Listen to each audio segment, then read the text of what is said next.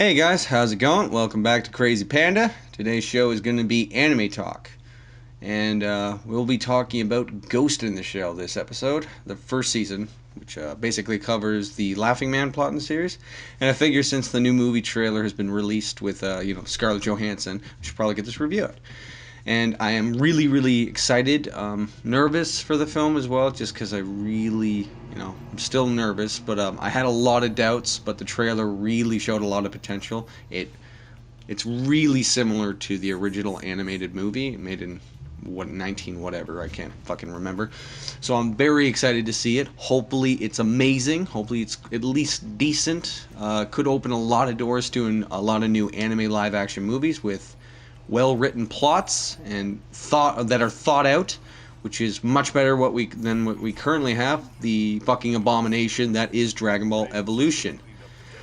When will the madness end? God damn it. Anyways, let's get back to the review, the main point of this video. So, this series is another episodic anime, and its setting is placed in the future, obviously. You can see that with all the technology and a lot of the characters. In fact, most of the characters in the show are part cyborg in some way, which then opens up a lot of great potential for the antagonist, the bad guy in the show, to use different tools such as hacking into someone's mind, which literally happens, even hacking their eyes, which happens a lot in the show, which is, when you really think about how, hacking into someone's eyes so they can't see what, love that concept. Damn, I killed him. What's wrong? Right, I forgot. I look dead to you, don't I? Don't believe it. I'm sorry, but I had to hack your eyes, pal. And of course the series, it's an episodic, but it has a main plot, which is covered in a few of the episodes in between the episodic, and there are a lot of episodic episodes in this show. Not a lot of main plot. Well, they kind of relate as you go through it, but most of it is episodic based. And the main episodes, the main plot revolve around the character known as the Laughing Man. Now, the Laughing Man is mainly seen as this great hacker on the net, able to hack anything, such as in his first appearance when he hacks everyone with prosthetic eyes that are staring at him, and all cameras that are on him as he's holding a man at gunpoint. This is then seen as the first Laughing Man incident, which is followed by a couple more and several copycats. Now, they mainly express that the Laughing Man is this, terror of a hacker. They basically try to show that he's a bad guy in this, but you don't actually get to see that. They just assume it. So as you go through the series, you get a little bit more depth to the character, understand him more, to understand if his intentions are good or bad. Anyways, so now let's dive into the characters of the show. Now, the main character in this series, and the character that Scarlett Johansson is playing as in the new live-action film, and hopefully does a good job at it, is none other than Motoko Kusanagi, or Major as she's called, and she is the leader of the Section 9 group. And she is a cybernetic counter cyber terrorist. Large amount of words, but yeah, she's a lot of cybernetic stuff in her. Anyways, she runs the group. She's this very... You don't get a lot of... most people just assume she's just this cut-off person. She never really connects with anyone. She's the main character to the series, so she's the one running the show. She's the one telling Section 9 what to do, how to do the job. That being said, her higher up is Chief Daisuke Aramaki. So, the old guy who has the really funky hair going on. Bald on the top, but side hair is just all out there. Anyway, she reports to him. She's this really souped up cyborg. She has a lot of abilities, actually, so she's a tough cookie to take down, I suppose. And obviously, if you haven't seen it, she's the one with the purple hair. That sums it up best. She's a badass. It's really hard to label her with anything. She's just a very closed off person, as it seems. She never really gives anyone information on her past, how she feels. She just kind of does the job, and that's it. And then you've got her teammate, and basically the main male character in the show, which is Bato. He's the big guy, big blonde haired guy with the cybernetic eyes. And looks funky. Anyways, he's this he kind of wears his emotions on his sleeves a lot. He doesn't really hide them at all. That's basically what that means. So whenever they come into an engagement and he doesn't agree with it or something's wrong, he'll just get all really pissy, and it never really helps the situation. So he lets his emotions take control far too much. But he's always in it for the best interest. He just gets really angry and fidget. Like, he just gets really angry and aggressive all the time when he doesn't. He goes in guns blazing most of the time without really thinking out the situation, which is why Motoko makes such a good partner for him. But anyways, and Bato also is, he's basically the handler of the Tachikomas. Now, the Tachikomas are a big part of the series. They're the think tanks, things that look like these big blue spiders. And now, they are AI based, so they're just, they do respond, and they have this kind of childish attitude, but they are AI.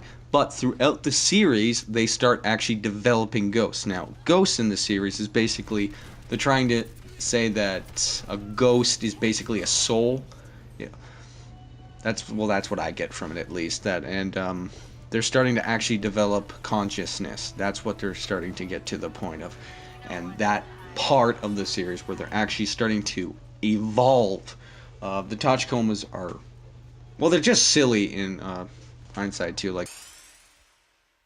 Hi, all you kids sitting in front of the TV out there! Today's science file is about the mysterious life cycle of the Tachikoma. Now, I wonder what sort of secrets will be. They have a lot of abilities. Obviously, they can go invisible, but a lot of the characters can. There's a lot of camouflage used in this series. Motoko Kusanagi uses it a lot, where she can just disappear with the technology, and that's how she takes out, rogue terrorists and whatnot. This is up to Togusa. Now, Togusa is basically the only person on Section 9 to not have basically anything cybernetic to him. He's basically all human. I'm pretty sure there's part of his brain that allows him... Yeah, there's part of his brain, so he's able to actually contact the Major and all of them, which is another cool feature of the show. Basically, when they have part cybernetic brains, they're able to actually contact each other. Like, they have cell phones in their head, so they're able to actually communicate without even talking all the time, which is awesome. But that's the only thing Togusa has. Everyone else has basically a cybernetic upgrade, whether it be arms, the entire body, like the Chief. Like the Major. Everyone usually has that except for him. He's basically all human. And he also, like that, he also relies on a old style kind of revolver, where everyone else is using this really new advanced kind of weapon. He's relying on this basically old technology, this old retro gun, which does pack a punch, but kind of shows that he's very, I don't know, he wants to keep it original. He doesn't have any of the cyber parts. He doesn't rely on all that new stuff. He likes to use what he trusts, what he's used to. He's a creature of habit, I suppose, would be the best way to sum him up. And then it comes up to Ishikawa. Ishikawa is basically the computer guy for the group. He's the one who's always, hacking in, getting all the information, updating the team on what's the situation. So if a terrorist group shows up, he'll immediately start researching, trying to figure out what they're after, what have they done before all this. Then you've got Saito. He's the team sniper, basically. He's got a cybernetic eye, so he's able to just basically shoot, take down anything. Borma, who's this big old fat guy who's just, I don't know, he's just basically muscle for the group. Then you've got Paz. He's the detective kind of old school kind of guy. Everyone has that detective crew. And everyone on the crew, so that's Section 9. And they basically just act on any kind of terrorist acts. They're a counter-terrorist team. Now, let's break it down for the animation. The animation in the series, there are a lot of points where it just looks really dull, and there doesn't look like a lot of time went into it, a lot of the frames. But there are a lot of amazing parts in the animation. It's very... It doesn't keep a constant flow. It fluctuates a lot, and it's kind of takes you out of it sometimes. So the animation isn't top tier, and neither is the coloring. The coloring at times, again, is good, and then other times it's very bland and blank. It's just doesn't really pull you in. So for the animation, it is still good. It has a lot of amazing scenes, but like I said, it does pull you out sometimes, so I'm going to have to give that one a 7 out of 10 for the animation. Still good animation, just not the best. Now for the overall plot of the series, basically all around the Laughing Man. The Laughing Man is, his actual name is Owie. Owie? Okay. And he basically is a corporate terrorist hacker. That's what he's labeled as, isn't he? And he basically discovers and even shows Section 9 mainly, well, he shows the Major, Motoko, that these corporations that are manufacturing micro machines are basically suppressing this cure that, in the series there's a cybernetic cure, and it's called Cyber is a debilitating cyberization disease. And it basically, if you have, if you're cybernetic, it will it's a disease. It's basically the cancer of the show. And he basically discovers that people have a cure and it's very cheap, but they're hiding it because they're making so much money. So he's basically disgusted with them, and he's trying to reveal to everyone. And that's when you really figure out that the Laughing Man is in fact a good guy. You discover that his motives are positive. He's trying to help people, and these corporate assholes are trying to, keep the cure to themselves so they can make more money. And I love that too, is the Laughing Man, his symbol, which, I'm going to show it now, obviously, but I love that symbol because he uses it all the time, basically, to cover his own face. And that was the first incident, which it was when he's in his first incident, he covers when he notices that the cameras and everyone's staring at him, he basically covers himself with this smiling face, and it has this logo going around it, and he basically hacks every little piece of evidence of his face ever existing. So there's no way they could ever track him down. Like, he's the literal ultimate hacker. There's even one point where, like, he's so deep into the net that you'll never be able to find him. He's just a ghost, and I love that about him. He's an amazing character. And he's so digital in this series that it can be hacked, basically, by him. And that's why the Laughing Man is such an awesome character, in my opinion. And now we're going to round it up to the ending of the series, so a lot of episodic in between. You get to learn about the characters, you learn about Bato, you learn about Togusa, you learn about all these characters. They get a little bit of backstory to every single one. Even the Tachikomas, you get backstory to them. Section 9 is starting to realize that the Tachikomas are starting to develop ghosts. They're starting to develop consciousness, and it's worrying them, obviously. And they have this, Bato has been feeding them original oil, like the ones we have oil, as opposed to the synthetic version, which is why they think that they're evolving. So now they're getting, worried that, they have a conscience, what's going to happen. Anyway, so that's what I'm saying. Everyone gets a little bit of backstory to the series. So when it comes up to this section, the final ending, Section 9 finally figures out what the Laughing Man was trying to show them, that these corporations are hiding a cure, and they basically want to expose them. And this is where the corporations and all these other parties basically say, we need to get rid of Section 9 because they're going to ruin everything. So they try to dismember the group, and they just try to disperse them. They just try to take down the group, and they basically say no. They say no, basically, and so the military basically storms the Section 9 building. And this is where one of the last few episodes are just amazing. That's why I love the ending. They storm the crew, they storm the castle, and they try to take down the entire Section 9. Here they come, get ready.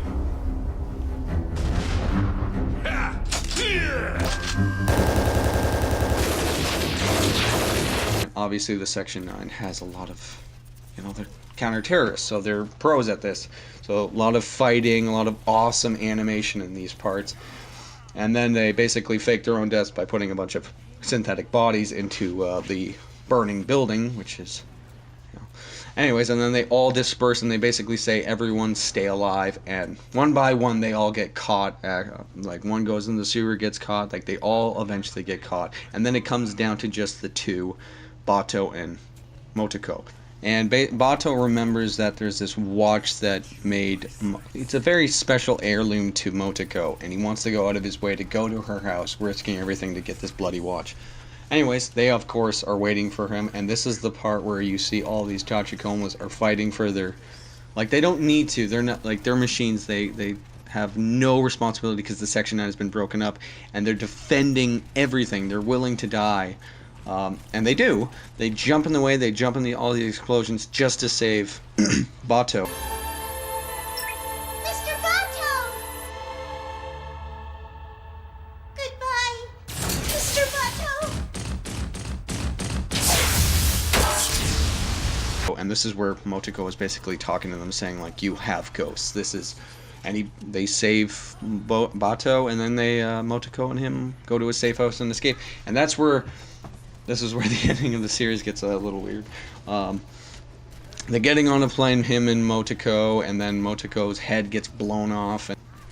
However, it's this big fake, like, this was all planned in the very beginning, and you find out that all the Section 9 members are alive, just to regroup so that they can take down all these corporations. They wanted them to think that they were dead so they could secretly take them down from the shadows and remove them. And this results in the current government being just completely dissolved.